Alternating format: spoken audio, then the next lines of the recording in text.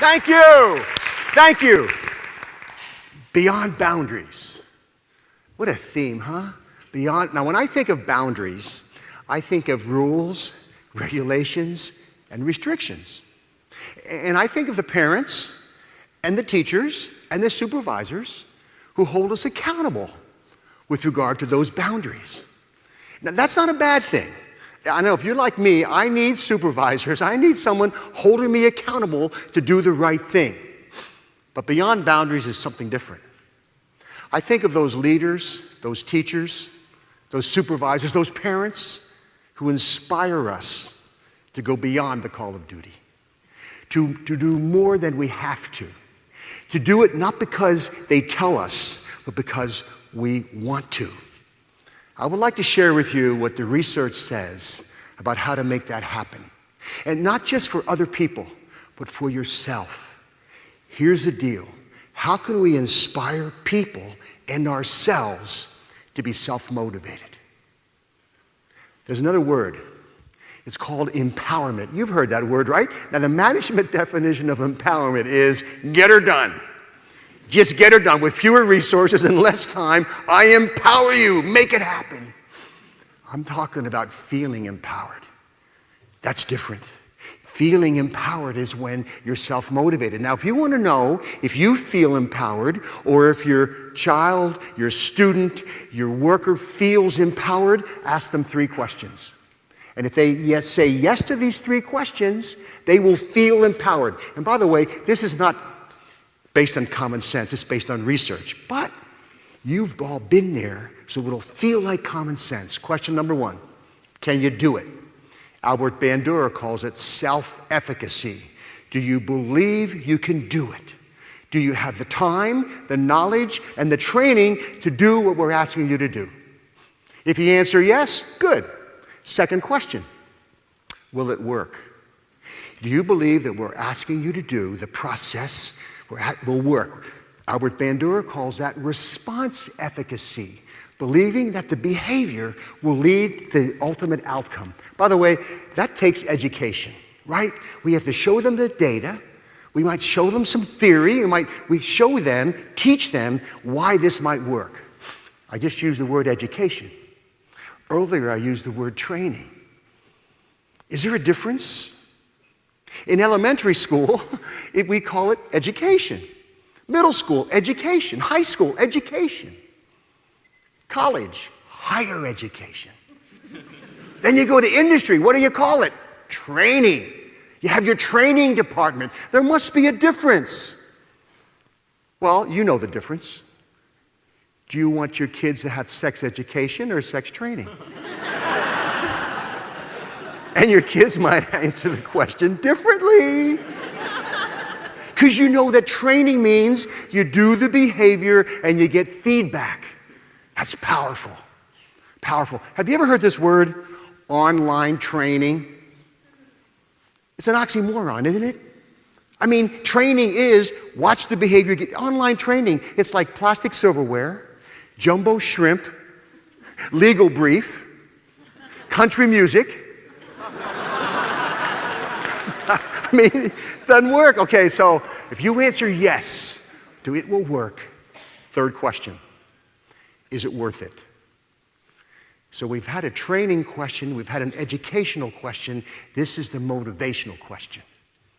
Do you believe the consequences? This is about consequences. B.F. Skinner taught us this, selection by consequences.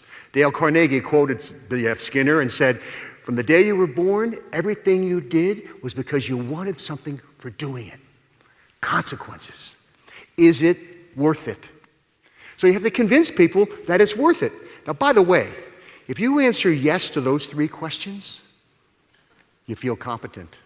Am I right? You feel competent at doing worthwhile work. You've all been there. When you feel competent at doing worthwhile work, you're more likely to be self-motivated. You've been there. No one has to be looking over you. You feel. Now, here's the challenge, leaders, teachers. How do you inspire people to feel competent? Well, you give them feedback. You give them recognition. You show them they are competent. Okay, I got one more, another C word. choice. Your common sense will tell you. When you believe you have a sense of autonomy, a sense of choice in what you're doing, you feel more self-motivated. B.F. Skinner taught us that too.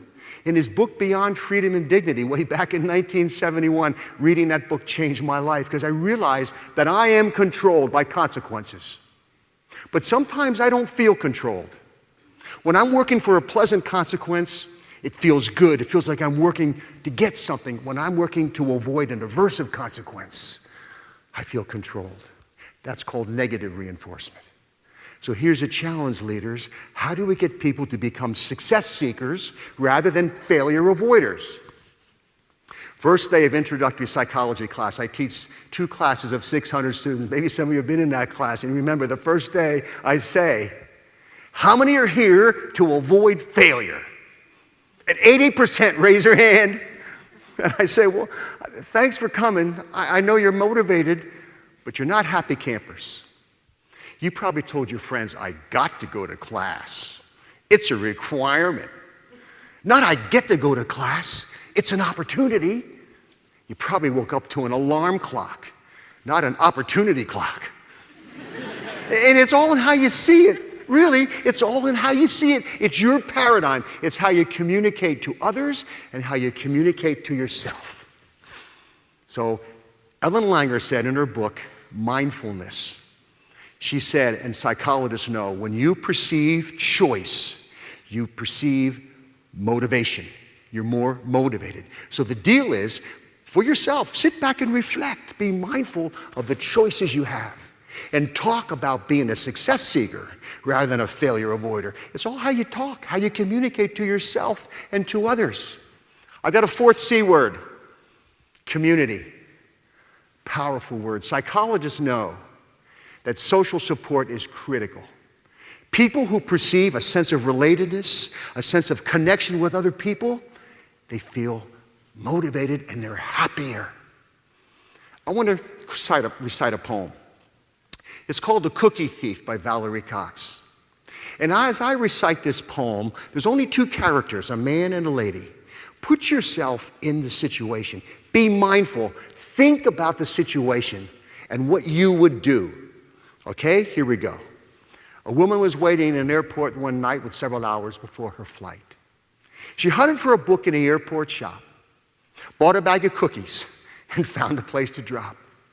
She was engrossed in her book and happened to see that the man beside her, as bold as could be, took a cookie or 2 from the bag between, which she tried to ignore to avoid a scene. She read, munched cookies, and watched the clock as the gutsy cookie thief diminished her stock. She was getting more irritated as the minutes ticked by, thinking if I wasn't so nice, I'd blacken his eye. With each cookie she took, he took one too. When only one was left, she wondered what he'd do. With a smile on his face and a nervous laugh, he took the last cookie and he broke it in half. He offered her half as he ate the other.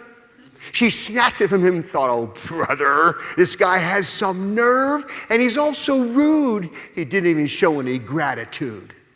She had never known when she'd been so galled, and she sighed with relief when her flight was called. She gathered her belongings and headed for the gate, refusing to look back at the thieving ingrate. She boarded the plane and sank in her seat. Then she sought her book, which was almost complete. As she reached in her baggage, she gasped with surprise. There was her bag of cookies in front of her eyes. If mine are here, she moaned in despair. Then the others were his, and he tried to share. Too late to apologize, she realized with grief that she was the rude one, the ingrate, the thief. So where were you where were you? Whose side were you on? Were you thinking independent or interdependent? I don't blame you if you think independent. You know, that's how we're raised. Nice guys finish last. Squeaky wheel gets the grease. Got to blow your own horn. You know, independent. We come into this life of ours dependent to others, and then we can't wait to become teenagers, you know. We're too old to do what kids do, too young to do what adults do, so then we'll do what nobody else would do to assert our independence. And some of us get stuck there. We're stuck. I'll do it myself. I don't need you. Not good. We need each other. We have to have each other's back. We need a sense of community. This independence culture that we got to move to interdependent. Okay, 4 C words that can fuel self-motivation and I think can fuel actively caring for people. Let me tell you a story to put it all together. It happened over 60 years ago. I remember it like yesterday. My parents asked me, "Hey, Scott, how'd you like to get drum lessons? How'd you like to play the drums?" Oh man, would I ever? I'm thinking of Buddy Rich and Gene Krupa. Most of you guys don't know those names, but they were the drummers. In those days, the drum was in the front of the band. They had white pearl drum sets, and I saw myself. That was my vision. I had a vision, consequences, that was my vision, and I said, yeah, I want to take drum lessons. So the teacher would bring his drum and set it next to mine. I didn't have a nice drum like this. My parents bought me a beat-up old drum at an auction, and they said to me, if you get better, if your teacher tells us you're getting, they're holding me accountable.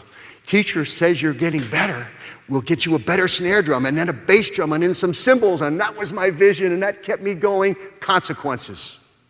So the teacher would come in, and he would show me stuff. You know, this is how left hand, this is how Buddy Rich plays with his left hand and his right hand, and they would just do things like a flam. Can you hear that in the back? You okay?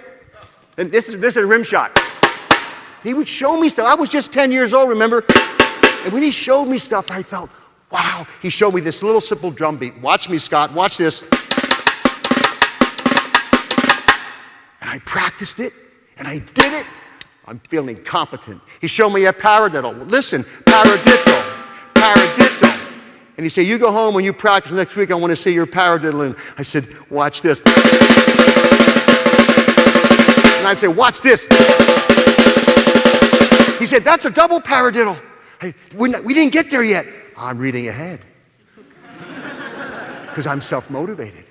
I feel competent. I'm walking through Muhlenberg High School, Allentown, Pennsylvania, and I see the music teacher, and he says, I hear you're learning to play the drums. I said, yeah, and I'm getting good. He said, you can march in the band. You can be the snare drummer. Whoa, that felt good. Another vision. Then the teacher comes into these were private lessons, by the way, $2. $2, that was a long time ago. She said, Scott, you ready to do a drum roll? I said, of course, I'm ready for a drum roll. He says, watch, Scott, here you go, watch this. Would you do that again? Scott, this is easy. Watch me. Now you practice that, and next week, I want to see a drum roll. He comes back the next week, he says, how's your drum? I can do a paradiddle. That's regression. I want to see a drum roll. Week after week, now we're talking about distress. Now we're talking about apathy. Now we're talking about learned helplessness. That's what psychologists call it. I remember walking through that elementary school and seeing the music teacher, and he said, so Scott, how you doing? How are the drums? Not so good. I can't do a drum roll. You know, like adults always say, never say can't. You can be anything you want to be, Scott. No, I can't do a drum roll. I've tried and I've kind of given up. And he said, Scott, when you ever get overwhelmed, break it down. Break it down. Can you do a paradiddle? Yeah. Okay, what's the second beat? 2 beats. Yeah, well, that's a drum roll, Geller. It's 2 beats. You go home and you practice and you say, Dada, Mama. Remember, I was just 10. You go, Dada, Mama, Dada, Mama, Dada, Mama, Dada. It's a drum roll. That teacher came back the next week. Okay, Scott, I guess you can't do a drum roll. I said, watch this. He said, whoa, how'd you learn to do that? And I showed my teacher. I taught my teacher, 10 years old. He said, I had forgotten that I got into the habit of just doing this and forgot that it's 2 beats. You taught me How to teach the drum roll, Scott. There's a lesson there. We can always learn from each other. We need to have the humility to accept feedback and the courage to speak up. And we need to help each other feel self-motivated. How? Give them the perception of competence. Teach them about consequences drive us. Let them perceive choice. And let them know it's community. We're all in this together. And we need each other. Thank you.